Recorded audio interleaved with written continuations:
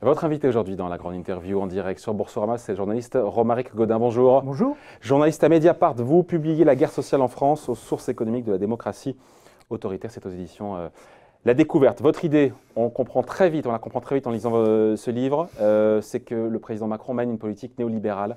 Et j'ai envie de dire, si c'était le cas, on aurait une droite qui applaudirait des deux mains en disant « Oh là là, génial, fabuleux ». Or, elle le critique sur pas mal de sujets, notamment sur la baisse ou la non-baisse du nombre de fonctionnaires, sur le fait qu'il ne touche pas vraiment à la sphère publique, et d'ailleurs le budget 2020 l'atteste un petit peu. On a quand même un président qui a signé, s'il était néolibéral, 17 milliards d'euros de soutien au pouvoir d'achat. Alors vous me direz, il fallait éteindre la crise des Gilets jaunes, il n'a pas fait spontanément. On a un président qui nous dit qu'il ne fera pas la réforme des retraites contre les Français. Le message quand même a semblé assez clair. Donc dire qu'il mène une politique néolibérale, Romaric Gaudin, c'est pas un peu excessif, même si au départ, il y a peut-être chez lui cette volonté, cette tentation, mais peut-être le corps social en a décidé autrement. Alors, le livre évoque d'abord les 2 premières années du quinquennat d'Emmanuel Macron et comment justement ce programme que j'ai défini comme néolibéral, mais après avoir défini ce qu'était le néolibéralisme, c'est-à-dire effectivement cette version du libéralisme qui n'est pas l'ultra-libéralisme au sens où on l'entend, on peut l'entendre. Oui, néolibéralisme, c'est pas ultra-libéraliste. C'est pas du tout ultra-libéraliste.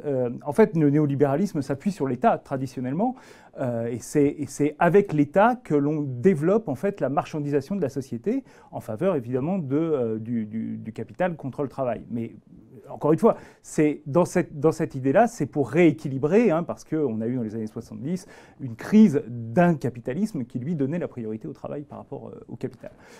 Donc, quand on lit Révolution, le livre-programme d'Emmanuel Macron, on retrouve tous les codes du néolibéralisme classique, celui de ce que j'appelle un paradigme, qui reprend des idées de l'école autrichienne, mais aussi des idées de l'école néo-keynésienne, de l'école néoclassique, et qui développe en fait une approche de la société qui essaye de développer le marché avec l'aide de l'État et avec la protection de l'État. Donc ça, c'était juste pour préciser ce que j'entendais par là. Ce qui fait que, en fait, si on regarde les 2 premières années, on a effectivement l'application de ce programme qui est fait de façon très nette avec les grandes réformes qui ont mais ça, on va en parler, évidemment, on va les passer au crible. Mais quand vous écrivez, je vous cite, pour la première fois de l'histoire de la Ve République, un candidat au programme néolibéral est élu à l'Élysée, avec pour ambition de détruire le modèle hybride français. Donc à vous écouter, à vous lire, l'arrivée du président Macron, enfin de Macron aux affaires, ça signait la fin, quelque part, du modèle français. Mais j'ai envie de vous dire, la dépense publique, elle va augmenter en 2020 de 25 milliards d'euros. Oui. Et encore 25 milliards d'euros en 2010. Donc est-ce qu'il a mis à bas, il signait l'arrêt de mort du modèle social français? J'ai envie de dire non quand on voit que les dépenses publiques continuent d'augmenter. Si je peux juste me permettre, le modèle social français, ce n'est pas de la dépense publique. Le modèle social français, c'est un modèle qui est fondé sur la coopération entre le capital et le travail, qui est fondé sur la sécurité sociale qui est en fait gérée à parité entre les employeurs et les employés. Et lorsqu'on regarde ça, qu'est-ce qu'on voit? Sur le budget 2020, puisque c'est votre question, le budget 2020, on a d'abord une croissance de la dépense publique qui est très largement inférieure à ce qu'elle a été au cours de l'ensemble de la Ve République et singulièrement des 2 derniers quinquennats. Et là-dessus, hausse de 0,7%. Voilà, mais en moyenne on a eu une baisse pour la première fois en volume de la dépense publique en 2018. Donc effectivement en 2017, pardon. En 2018, pardon, excusez-moi. En 2018. Donc, baisse en volume de la dépense publique. Oui, bien sûr. Je suis pas sûr. Ah bah, vous regarderez. De quel chiffre? Je crois que c'est moins 0,1. Vous regarderez. Ça fait sur la moyenne pour le moment. Sur la partie sur l'État, pas sur la dépense publique. En tout cas, sur la moyenne, on est à 0,4. 0,4, c'était 0,9 sur le quinquennat Hollande. Donc on est sur un modèle restrictif. La dépense publique augmente 2 fois moins vite que le PIB aujourd'hui. Donc c'est quelque chose qui est... Voilà, mon propos n'est pas de dire... Mais pourquoi ce n'est pas un social-démocrate? Pourquoi vous ne dites pas que c'est un social-libéral finalement qui s'assume? Mais parce que c'est pas social. Lorsque vous faites des économies uniquement sur le corps social, c'est pas social. Aujourd'hui, où sont faites les économies? Elles sont faites, on a dans le budget 2020 un propos qui est de réarmer le régalien. Et les dépenses, elles sont faites là-dessus. elles sont concentrées sur les trois grandes éducation, dépenses, défense. les quatre grandes dépenses régaliennes, éducation, défense, armée, police et justice. Avec, dans la justice, construction de prisons et embauche de gardiens de prison. Ce que je veux dire, c'est que ce n'est pas du personnel de tribunal. Hein, voilà. Et à l'inverse, on a des économies sur quoi? Sur la sécurité sociale, sur le logement et sur le travail. Ce qui est et ça, c'est typiquement néolibéral. C'est vous concentrer la dépense publique sur ce qui est de l'ordre du régalien, de l'encadrement de la société, et vous la réduisez sur ce qui est la sphère sociale. Je voudrais juste préciser quelque chose, c'est que quand on parle, par exemple, des gouvernements Thatcher ou Reagan, ce sont des gouvernements où, en fait, le déficit public s'est creusé. Ce n'est pas, en fait, un gouvernement qui a coupé violemment dans les dépenses publiques, c'est un gouvernement qui a réformé l'État social et qui a réorienté les dépenses publiques vers certaines dépenses. Et qui a coupé surtout les recettes fiscales aussi, en baissant et qui en plus a coupé les recettes fiscales, ce qui est le cas également aussi en France. C'est pour ça que... Mais il y a vraiment, Romaric, il y a vraiment une rupture aujourd'hui dans ce que fait le président par rapport à ses prédécesseurs. Tant de gens ont dit qu'il était dans le prolongement de ce que faisait François Hollande. Alors, en plus assumé, en accélérant un peu, quoi. En fait, pour moi, la vraie rupture, elle a lieu en 2010, lorsque Nicolas Sarkozy décide, en fait, post-crise, après la crise et au début de la crise de la zone euro, de basculer, en fait, dans une logique d'austérité notamment et de réforme avec la réforme des retraites, où pour la première fois, effectivement, l'immense mobilisation de la société contre la réforme des retraites est totalement ignorée. Donc là, on a un basculement. Mais l'idée que je défends, qui est dans la lignée de l'idée défendue par Bruno Amable et Stefano Palombarini dans un livre qui a été publié il y a 2 ans, c'est de dire qu'en fait, il fallait, que ce soit pour Nicolas Sarkozy ou pour François Hollande, il fallait toujours apporter quelque chose en face. C'est-à-dire toujours essayer soit de limiter les réformes parce qu'il y avait une opposition sociale, soit au contraire d'apporter un complément aux réformes en termes sociaux. Nicolas Sarkozy, c'était trop court parce que 2010, 2011, 2012, mais pour François Hollande, on a bien vu, on a eu à la fois une hausse de la fiscalité sur les classes moyennes et les plus riches, et puis on a eu à côté de ça, là, en fin de mandat, la réforme du marché du travail qui par ailleurs n'a pas été totalement achevé jusqu'au bout, puisqu'on a eu en 2017 la fin de cette réforme une fois qu'Emmanuel Macron a été élu. Donc la différence, c'est que cette fois, Emmanuel Macron mène une politique, je dirais, cohérente. Il faut lui reconnaître ce fait-là. C'est-à-dire que lui, il est dans une logique, effectivement, il le dit lui-même, de transformation de l'économie française, transformation que moi je qualifie de néolibérale, et qui est simplement que tout ce qui va donner en compensation, et notamment les baisses d'impôts, va venir justifier ensuite les futures réformes et donc les futures transformations néolibérales de l'économie. Donc il s'inscrit dans le contraint et forcé, il s'inscrit dans le même cadre que ses prédécesseurs, puisqu'il donne du grain à moudre, sauf qu'il a été contraint de faire, encore une fois. Parce que Emmanuel Macron post-Gilet jaune, il nous fait du keynésianisme. C'est très néolibéral. Mais en fait, le néo-keynésianisme fait partie du néolibéralisme. Ça peut paraître contradictoire, mais en fait, oui. C'est-à-dire qu'en fait, vous achetez l'approbation aux réformes. C'est-à-dire que vous allez... c'est préférable, non ? Oui, mais vous l'achetez par une baisse des impôts. Quand on demande aux gens à faire des efforts, et donc vous désarmez, en contrepartie de leur donner quelque chose. Oui, mais vous désarmez en fait l'État en réduisant les recettes fiscales. Regardez ce qui a été fait avec la sécurité sociale. Le déficit de la sécurité sociale dont tout le monde s'est effarouché hier est en fait le fruit d'un choix de l'État de ne pas compenser les baisses d'impôts choisies par l'État. Les baisses de cotisation au détriment, vous avez raison, au détriment de la sécurité sociale qui n'a rien demandé. Donc, les fameuses baisses de charges dont ont bénéficié les salariés. Dont ont bénéficié les salariés, mais si vous voulez, c'est une autre logique. Vous avez des baisses d'impôts individuelles, vous faites ce que vous voulez de votre argent, on peut considérer que c'est bien. Moi, c'est pas une question. On a un salaire net qui est plus élevé. On a un salaire net qui est plus élevé, mais on a des prestations sociales qui, à un moment, vont être réduites. Et la réforme des retraites, elle va dans ce sens-là. Pour l'instant, on ne sait pas trop où elle va, là, pour l'instant, la réforme des retraites. Ah bah écoutez... c'est le grand défi, d'ailleurs, du quinquennat, de la suite du quinquennat. Oui, et sans doute du suivant. Vous savez, Emmanuel Macron, il s'est donné 10 ans pour modifier le truc. Il est normal que sur les 10 ans, et compte tenu de la tâche qu'il a décidé d'attaquer, c'est-à-dire effectivement de modifier complètement l'équilibre du modèle social et économique français, il est normal qu'à un moment, il fasse des pauses. En quoi c'est un drame, encore une fois ? Après, c'est un choix de société. Moi, je ne dis pas que c'est un drame. Je dis que c'est un choix de société. C'est le choix de faire confiance à l'individu pour qu'il puisse s'en sortir, oui, de l'armer en termes d'éducation, avec tout ce qui a été mis sur la formation pour qu'il puisse s'insérer dans la compétition. Alors, vous savez, sur la formation, il y aurait beaucoup à dire. Tout ce qui a été mis sur la formation, je pense que… 15 milliards de plans de Pénicaud, oui, ça, c'est les chiffres annoncés. Après, quand on regarde dans le détail, le redéploiement, c'est quand même… on n'en est pas là. Le gros problème, il est là. C'est qu'en réalité, il s'était présenté comme un social-démocrate à la suédoise. Ouais. Et là, avec toute l'ambiguïté de ce qu'est le social-démocrate à la suédoise, puisque la Suède a connu un choc néolibéral dans les années 90. Et le problème, c'est qu'on est, en mélangeant d'ailleurs Suède et Danemark, puisque la flexi-sécurité, c'est pas suédois, c'est danois, sauf qu'on n'a pas de sécurité.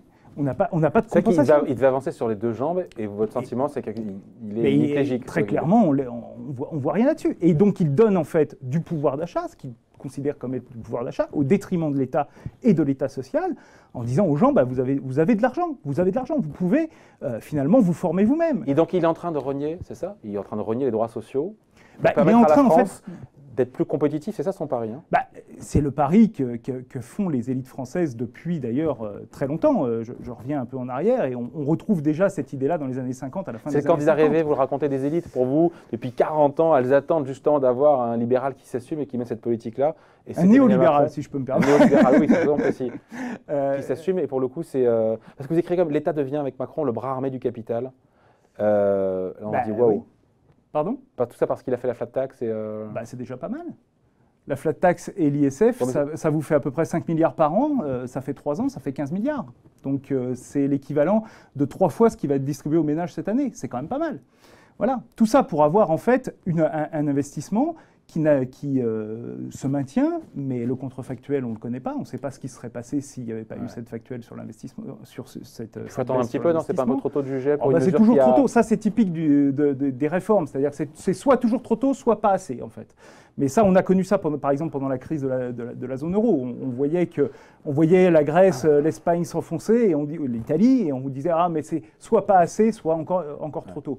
Sauf qu'en réalité, le vrai problème aujourd'hui, c'est que ce modèle néolibéral, qui est celui de la fin des années 70 et des années 80, il est à contre-temps, je le vois venir. Il est à contre-temps de ce qu'on voit dans le reste du monde. Il a répondu à un problème du capitalisme dans les années 70, et il faut lui reconnaître ça. Il a répondu à ce problème-là, mais il est aujourd'hui en grande difficulté.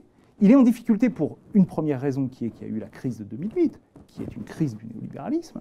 Il est en difficulté parce qu'aujourd'hui, il a beaucoup de difficultés à concevoir les réponses à apporter selon ses critères au changement climatique, et il est en difficulté parce que c'est un régime qui provoque le creusement des inégalités, et aujourd'hui, les inégalités sont de plus en plus mais il les pointe du doigt. Difficilement. Il les pointe du doigt. Je ne sais pas si c'est lors de ce discours-là, mais le président Macron, cette année, notamment, je crois que c'est en début d'année, au moment de ses vœux, il a été critique envers le libéralisme, envers le capitalisme ultralibéral, dérégulé, financier. C'est ce que je dis, il n'est pas ultralibéral. Mais pour vous, ce sont des mots? Il y a un double Bien discours? sûr. Mais où sont les actes typiquement sur les inégalités, la question des inégalités. Où sont les actes? Aujourd'hui, on n'est pas les pays où elles sont le plus criantes. Mais c'est bien ma thèse. C'est qu'on n'est pas le pays où les inégalités sont le plus criantes parce que précisément, on a réussi à développer un modèle hybride. Un modèle où les réformes néolibérales… C'est-à-dire on est rentré dans le monde néolibéral. La France est rentrée dans le monde néolibéral comme toutes les économies du monde. Simplement, on y est allé à notre façon, en maintenant un très fort tissu social, un très fort contrepoids social. Et c'est ce qui a permis, en réalité. Et on le voit très bien sur les retraites, puisque aujourd'hui, quand on nous compare, par exemple, à l'Allemagne ou à la Suède, on voit que la pauvreté des seniors en France est beaucoup plus faible. Donc cette réforme des retraites, ce qui nous permet, c'est une forme d'accroissement de la pauvreté des seniors et des retraités? À terme, elle est inévitable, puisque le point de départ de la réforme des retraites, et là-dessus, quoi qu'on dise, parce qu'il y a un brouillard en ce moment sur la façon dont on va le faire très bien, mais il y a un point sur lequel il n'a jamais varié, c'est cette réforme doit permettre de maintenir le pourcentage des dépenses de retraite dans le PIB à 13 ou 14. Ouais. Voilà. Or, on sait très bien que les besoins seront supérieurs. Donc il faudra, le gâteau sera le même et il faudra le diviser en plusieurs parts. Donc un plus grand nombre de parts. Donc il va falloir effectivement jouer sur le niveau de vie des retraités. Sauf que là où c'est malin d'une certaine façon, c'est que ça ne concerne pas les retraités actuels, ça ne concerne pas les futurs retraités des quelques années. Ça concerne vous et moi. Ça concerne ceux qui vont être à la retraite dans 15-20 ans. Et dans 15-20 ans, on ne sait pas où on sera. Donc évidemment, c'est beaucoup plus simple. Mais ce qui est intéressant, c'est vraiment de voir que la transformation, elle est effectivement structurelle. Et de ce point de vue, il n'y a pas eu de changement. L'acte 2, c'est l'acte 1. L'acte 2, c'est simplement de dire on va donner un peu de pouvoir d'achat. D'ailleurs, ce qui nous permettra de justifier la réforme des retraites, et vous verrez qu'à l'été, lorsque la réforme des retraites sera présentée sous forme de projet de loi, si elle est présentée sous forme de projet de loi, on ne sait pas ce qui peut se passer d'ici là, mais si elle l'est, on utilisera évidemment le déficit de la sécurité sociale, créé de toutes parts par les choix fiscaux du gouvernement, pour la justifier. Et là, on se dit tout se tient. Et rien n'est le fruit du hasard. Mais vous parlez de libéralisme autoritaire avec Emmanuel Macron. Oui. Comment ça? Pourquoi autoritaire? Mais parce qu'on voit très bien qu'il y a... Parce que sur les questions... Je le prends au premier degré de questions sécuritaires, c'est pas... Non, j'ai du mal à comprendre pourquoi avoir accolé les deux. Vous savez, depuis le 17 novembre, il y a tous les samedis dans les rues de Paris et de France des heurts. C'est quelque chose d'assez incroyable. Aujourd'hui, il y a des lois qui permettent d'arrêter les gens de façon préventive en France, pour ne pas aller à des manifestations. Aujourd'hui, vous avez des violences policières qui sont des choses qui sont très documentées, voilà, et qui, évidemment, visent aussi, je dis, il y a une réponse, évidemment, à une violence qui est toujours coproduite, on va dire, mais qui vise aussi, par la violence de la réponse, à empêcher les gens de se rendre dans les manifestations. Et on voit très bien, autour de nous, il y a des gens qui voudraient manifester, mais qui ne veulent plus, parce que c'est dangereux. Donc, si vous voulez, vous avez les pressions, évidemment, sur les médias. Ces pressions sur les médias, elles sont également très documentées. Elles ont concerné Mediapart, mais elles ont concerné d'autres médias. Aujourd'hui, vous avez une tendance à resserrer la démocratie, à utiliser toutes les possibilités que donne le pouvoir, et encore une fois, je parle de démocratie autoritaire, je ne parle pas de dictature, ou je ne suis pas en train de dire que c'est même une démocratie libérale, ce n'est pas du tout mon propos. Mon propos, c'est de dire... Il faut les voir ailleurs, ça. Exactement, mais mon propos, c'est de dire qu'au niveau français, dans le cadre de la tradition française, de l'état de droit, etc., il y a un durcissement, un resserrement qui correspond, à mon avis, au fait que cette transformation que prône Emmanuel Macron sur le plan économique, elle est fondamentalement minoritaire dans le pays. Mais transformation, vous diront certains, qui commencent à porter ses fruits. Pardon, on a créé 250 000 emplois en un an, 500 000 en 2 ans. Et certains disent, bah oui, les ordonnances Pénicaud, c'est là pour libéraliser, mais en même temps, ça produit des résultats, ça marche. Avec une croissance de même pas 1,3, 1,4, on crée 250 000 emplois. Il a enrichi la croissance en emploi avec ces réformes. Il a surtout... il va être content, les gens, qui ont trouvé du boulot grâce à lui. Mais on est très content pour eux. Là encore, il y a deux choses. D'abord, il y a le contrefactuel, c'est-à-dire on ne sait pas ce qui serait passé s'il n'y avait pas eu les réformes. Et encore une fois, la littérature économique, elle est très divisée là-dessus. C'est sur l'effet des réformes du marché du travail sur l'emploi, c'est très divisé. Deuxièmement, c'est la qualité des emplois. C'est-à-dire que vous produisez des emplois avec moins... Mieux vaut pas d'emploi ou un emploi qui n'est pas... Mieux vaut des emplois où les gens sont à la fois à l'aise et surtout, si je peux me permettre d'un point de vue macroéconomique, mieux vaut des emplois qui permettent à l'économie de monter en gamme. Or, le problème aujourd'hui, c'est qu'on a une baisse de la productivité. Vous l'avez dit, on a une croissance faible, riche en emplois. Ça veut dire qu'on a une baisse de la productivité. Et donc, ça veut dire qu'à terme, on affaiblit encore plus non seulement l'économie, mais également le fait qu'on puisse monter en gamme, qui est le vrai problème de l'économie française. Le vrai défi. Il ne nous reste même pas une minute. Le libéralisme en France, ça n'a jamais été jusqu'à présent, il n'a jamais jusqu'à présent réussi à s'imposer, parce que la dernière parenthèse libérale, c'est Jacques Chirac, on va dire, en 86. Est-ce qu'il est condamné à l'échec pour vous, le président Macron? Est-ce qu'il est dans une impasse politique? Parce qu'en même temps, on dit que si l'alternative à Macron, c'est Le Pen, le président a des chances quand même d'être réélu. Bien sûr, d'abord, juste un mot, le libéralisme en France, il a dominé pendant tout le 19e siècle et jusqu'à l'entre-deux-guerres. Mais au-delà de ça, ce qui est vrai, c'est qu'effectivement, la grande force d'Emmanuel Macron aujourd'hui, c'est qu'il est face à un vide politique, une opposition politique qui est basée sur un parti d'extrême droite qui effectivement est un repoussoir, et c'est bien normal pour la majorité de la population. Et donc en fait, les gens sont condamnés à faire un choix entre le moindre mal. Et évidemment, il joue là-dessus, et il est possible qu'effectivement, il tienne pendant 10, 15 ans, je ne sais pas s'il a envie, mais en tout cas qu'il tienne plusieurs quinquennats, ou que ses successeurs tiennent plusieurs quinquennats, en jouant sur cette ambiguïté. Donc ce qui pourrait être au départ une impasse politique, si vraiment il avait une opposition classique ne l'est plus aujourd'hui. Ben, ce n'est pas une impasse politique, mais ça peut être une impasse sociale. C'est-à-dire qu'en fait, il va se retrouver face à une multiplication de gens qui vont rejeter au coup par coup. Et on voit bien en ce moment ce qui se passe. Il y a les gilets jaunes, il y a les urgences, et on revient au premier tour. il y a les retraites. Et on revient au malentendu du premier tour, à savoir Exactement. être élu avec 24% au premier tour, pas être élu, mais en tout cas réaliser 24%, et penser que son programme est majoritaire. C'est ça. C'est un peu. On a beaucoup parlé de Jacques Chirac qui vient de décéder, oui. Avec tous les défauts qu'avait Jacques Chirac lorsqu'il s'est fait élire en 2002 avec 19% au premier tour.